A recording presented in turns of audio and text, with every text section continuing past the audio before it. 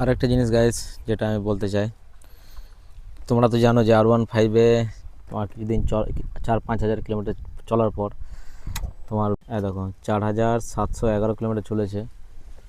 তারপরেই কিন্তু আমার এই টেল আইডিটা কিন্তু, এই টেলটা তোমার কিন্তু লুজ হয়ে গেলো। এখন দেখো টাইট আছে, দেখো এখন টাইট আছে। দেখো এটাকে দেশি জুগার লাগিয়ে কিন্তু এটাকে ফিক্স করে দিয়েছি পার্মানেন্ট। যেটা কোম্পানি করে দেয় না, সেটা আমি নিজেই দেশি জুগার করে আমি এটাকে ফিক্স করে দিয়েছি। এটা আর কোনো দিন নড়বে না গাইস। যেটা 4000-5000 কিলোমিটার চলার পর কিন্তু এটা প্রবলেম হয়, নড়ে অনেকজন আকারে।